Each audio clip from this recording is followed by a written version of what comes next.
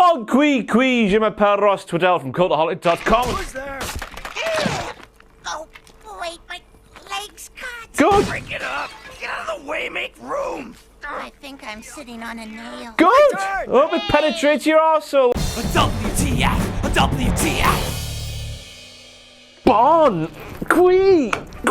I hit the ceiling, but it doesn't matter. I am Ross Twiddell from Cultaholic.com, your Cultaholic heavyweight champion. You are a sexual wank pheasant, and welcome to all the WTF moments from last night's WWE Raw. And it was an episode of Raw that was the best episode of Monday Night Raw since the last time I said that was the best episode of Monday Night Raw. It was a really good episode of Monday Night Raw. And I know that a lot of you tuned in to last night's Raw to hear about this new big announcement, which we all know now is going to be NXT, going to the USA Network, to be live and to be 2 hours long.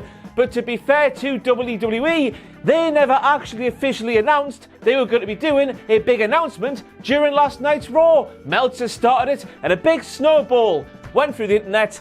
And yeah, it felt like it was made official by WWE, but it never was. So the fact it didn't happen, why? And we kick things off with the big dog Roman Reigns, who must have been sniffing some catnips backstage because he was going radio rental. Anyway, a video package was played where we heard Roman Reigns himself saying the attacks that almost nearly killed him over the last few weeks have affected his opportunity to protect and provide for his family. Surely he means almost nearly affected his opportunity to protect and provide for his family. Since, of course, as we have all seen with our own eyes, those attacks almost nearly but did not injure him. You big bloody drama dogman, in the words of Sid from Toy Story 1. Dumb big dog. But then, of course, we have the moment where the commentary team were taking the piss out of Dolph Ziggler for getting on the piss, apparently, and then taken to Twitter to send out that tweet there. But at least the very first half of that tweet makes complete sense to me. First of all, big dough after point one of this very video.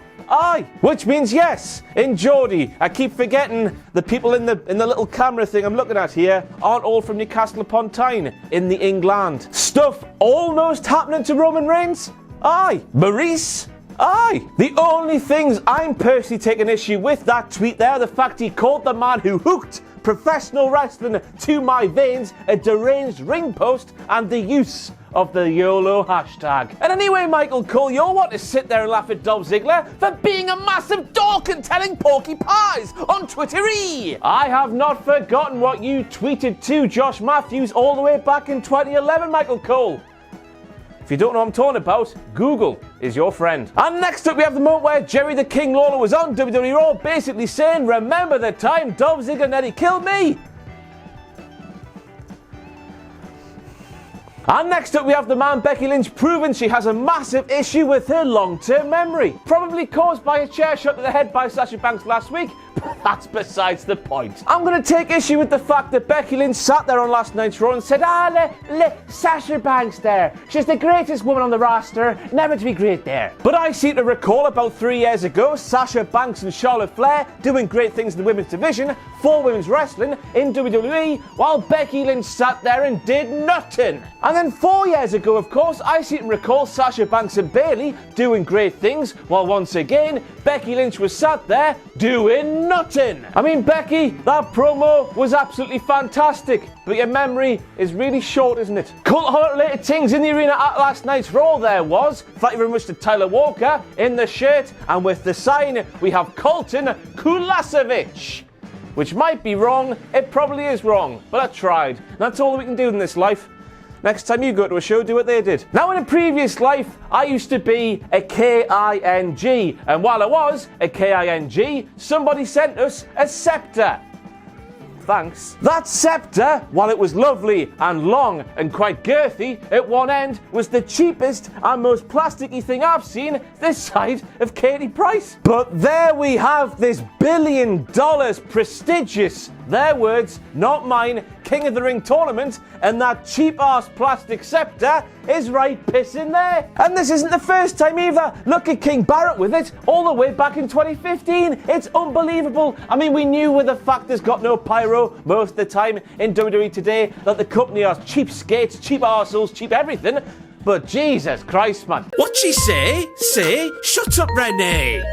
What'd she say? Say, shut up, Renee. Maybe Ricochet will turn The Miz into a high flyer, said Renee. Go back and watch that splash from that match inside of a cage against Killer McSweaty Renee and try and say that again with a straight face. I bet you can't. I bet it bends every single way possible. The Miz is great at many, many things, of course, but flying high, in the non-Matt Riddle sense of the word, just isn't one of them. Dress pants? Wife beater? Dem shoes? Big baldy bastard Baron Corbin went through a transformation during that tag team match on last night's Raw. He started the match as your local Wetherspoons barman, but ended the match as Pissin' Hunico. If he comes out on next week's Raw riding a little bicycle to the ring, I'm done. But big baldy bastard Baron Corbin, massive improvement. It also works because he looks like pure white trash, as the kids might say. And he's a heel, so that works. So good luck. Maggle, maggle, maggle, maggle, maggle, maggle, maggle, maggle, maggle, maggle, maggle. As we mentioned, next week, big baldy bastard Baron Corbin will be taking on The Miz, Ricochet, McIntyre. So then, if you can pick up a win in this meaningless tag team match on last night's Raw, that's not even remotely related to the knockout tournament. That is WWE King in the Ring. That's a big step into the first round of the tournament. According to Michael Cole. Does that man think about the things he is saying? No. That's like me standing here and telling you that my beloved Newcastle United, we beat St Etienne in a pre-season friendly, and because of that win, we're going to win the Premier League. Michael Cole's in the fantasy world. Now, as I said before, The Miz is great at many, many, many, many things, but he also proved on last night's Raw he is capable of a massive brain poo in the middle of the ring on last night's Raw, as we all are, I guess. But The Miz's brain poo made big bully bastard Baron Corbin look like a massive tit, an even bigger tit than normal somehow, in front of the entire world. We've seen it a million times now. Big bully bastard Baron Corbin, he clocks his opponent is staggering in the ring. While that's happening, big baldy bastard Baron Corbin slides out, runs around the ring post, slides back in, and clobbers them with a clothesline. Then the commentator is contractually obliged, easy for me to say, wow, Corbin can move quick for a man of his size. However, when it happened last night, The Miz, he stayed in the corner, so you know when your dog just runs around the house in laps very quickly for no reason whatsoever. Big baldy bastard Baron Corbin did that. Ember Moon does a code breaker. It's called a code breaker. Ricochet does a code breaker. It's called the recoil. Why? Now, initially, I thought that sign there was one of those signs where the words plus the picture makes a sentence, and then I worked out what it said. I ate too much bloated sweaty bollocks. That looks like a bloated Shane McMahon, don't you tell me it does not. But I thought myself, that can't be right. And then I realised it's just a sign of a man telling the world he's eaten a bit too much. Either way, WTF. Tea time. And here's a direct quote from Booker T from last night's Skype conversation when he said, Bray Wyatt, he is a fiend right now. Analysis.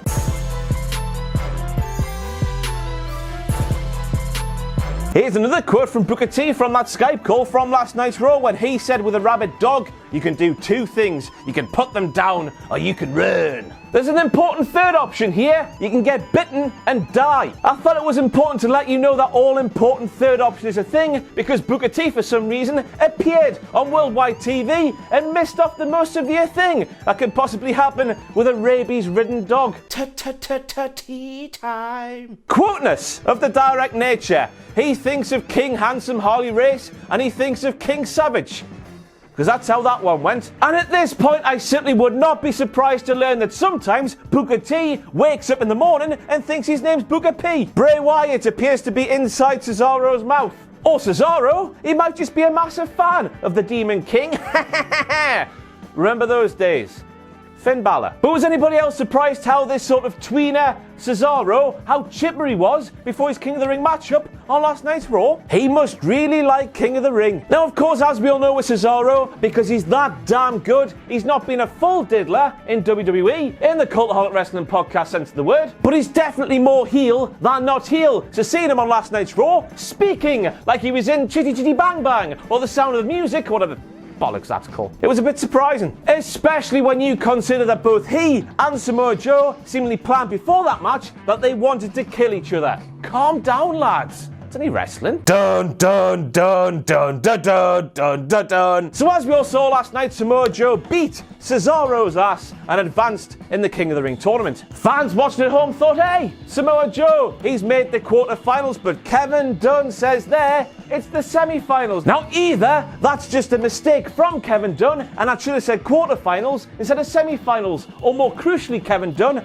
that there is a spoiler. You lazy arsehole, who probably isn't responsible for this, but you're the only name I know that works backstage in this sort of field, so I'm going to come for you. You could not be asked to make two Samoa Joe nameplates, one for the quarterfinals, one for the semi-finals, so you thought you'd use the semi-final one and hope that nobody noticed. Well, I did, and if that's a spoiler, now here's a thing from WWE's Twitter from before last night's Raw when they tweeted, Elias will be given his final in-ring music performance tonight on Raw in order to keep his location secret and his hashtag 24/7 championship reign secure. But in doing so, they announced that Elias would be doing an in-ring performance and therefore did the thing Elias was trying not to do. That was never going to work, Elias, you knob, and you got away with keeping your title when R-Truth nearly buggered you.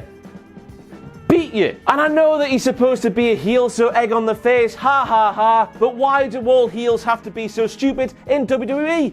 They're meant to be clever, surely. Dun dun dun dun dun dun dun dun dun. Back with Kevin Dunn once again we go, with this time him airing an advert for photo shoot on the award-winning WWE Network immediately after Monday Night Raw. And then straight away after that, he aired an advert for that Stone Cold show, where it's less talking, more kicking ass, one hell of a ride. So what are we supposed to watch, Kevin Dunn? I've only got one working pair of eyes. I don't have the luxury that you have with your massive front teeth, where you can just stick a pair of eyeballs into them, and because they're so powerful, they work.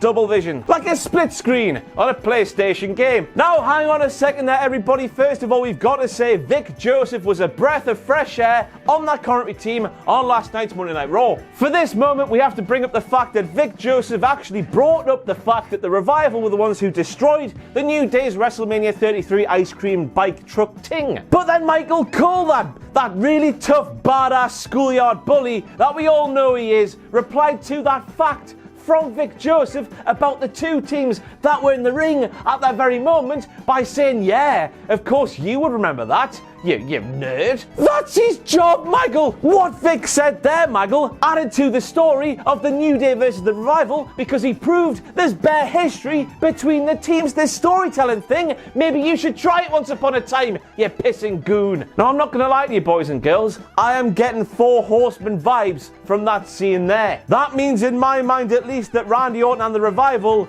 are the Three Pony Boys. With boys spelled B-O-I-Z, because that's how badass they are. Directest quote from Sasha Banks from last night's Raw when she said, Sasha Banks, blue hair, she's back and she looks better than ever. Alright, sassy Eric Bischoff, let me tell you right now, I thought that red there, that was your best colour. As we learned last week, blue equals diddler. In the Cultaholic Wrestling podcast sense of the word, of course. And therefore nobody should like blue, because it's bloody evil, without even knowing that it is actually evil, as we did last week. And then Michael Cole popped up and said, with all due respect, Sasha Banks, nobody is talking about your blue hair. Where the buggering, pissing, soul-patching hell do you start with that one? That could go on for miles with this point, but I won't. I'll just point you in the direction of that thing there, a poll the company Michael Cole works for put online for much of last week. Why the hell would you want that? Nobody watching NXT people become WWE main roster people could have watched it over the past couple of years and think, hey, I want a slice of that. Unless, of course, you like nothing, because then you get a whole load of that bollocks. NXT spoilers are about to happen, so as long as I hold up my very own head here, as long as you can see this, scroll into the future. And then when you don't see this anymore, that means the spoilers are now over. Last week, the Undisputed Era took the NXT Tag Team Championships from the Street Profits. WWE.com reported about this title change, making it official canon, in my eyes anyway, in WWE Today. So I thought, hey, that's what they're doing here, because the Street Profits arrived to last night's Raw without the NXT Tag Team Championships, because of course they lost them last Thursday. But then Kevin Dunn, or somebody else backstage, but let's blame Kevin Dunn because why not? He flashed up a nameplate thing that said that Angelo Dawkins and Montez Ford were still the NXT Tag Team Champions, and I am very confused. And I cannot wait for NXT to be live every single week and for it to be ruined. But I've been trying to think of the good thing about NXT going to the USA Network and being live for 2 hours every single week, and the only thing I can think of is the fact they have to do an NXT invasion of the main roster at Survivor Series this year, which of course is the only time of the year where the SmackDown Live superstars go head to head with the Raw superstars, don't they, Michael Cole? Stop making Natalya say words because it's painful. And it's nothing to do with Natalya specifically, it's just the fact that WWE Universe like to make it known very loudly indeed they do not give a crap about Natalya. We all saw the painful scenes of last week's Raw when she was talking about her really dead father who actually died a year ago last week. But she was doing the same on last night's Raw. Chants were happening. It was horrible. And quite frankly, WWE, that is what you get for exploiting the things you do, like you do, when you do. You made a mess of Jim Neidhart's death with its references on main roster television, and now it's biting in the arse. So there. Direct quote from Sasha Banks from last night's Raw that does not need any more words put on top of it. So here we go. Go to hell, Natty, and tell your dad I said hi. And we end with the ballad of Seth and Braun, because during last night's Raw, Braun was getting his arse handed to him by the OC. Rollins came out, saved Braun, returned the favour for last week, and then backstage, Rollins was like, I know you want my Universal title, but I'll prove I'm a swell guy. Let's win the tag team titles. Ha ha ha ha, etc, etc. Braun grunted like a pig, and now we're here. And we're here in 2019 with a stat that I believe is WTF worthy. Rollins, he likes holding two things at once, doesn't he? 2015 WWE Champion, United States Champion. 2018 Intercontinental Champion, Raw Tag Team Champion. 2019 Universal Champion, Raw Tag Team Champion once again. Two's up on that banjo. But of course Braun still wants that big red one, because of course Braun still wants that big red one. But that is it from me and my big gold one. Oh, bollocks. I've been Ross Twiddell from cultaholic.com. I've just slapped myself in the head with quite a heavy leather strap. Good. Bye. Thanks for watching. Let us know what you think in the comments below. You can follow us on Twitter at Cultaholic. You can find us on Facebook at facebook.com/Cultaholic. And if you enjoy what we do here at Cultaholic, you can play us to our Patreon page, patreon.com/Cultaholic. Hit subscribe and join us.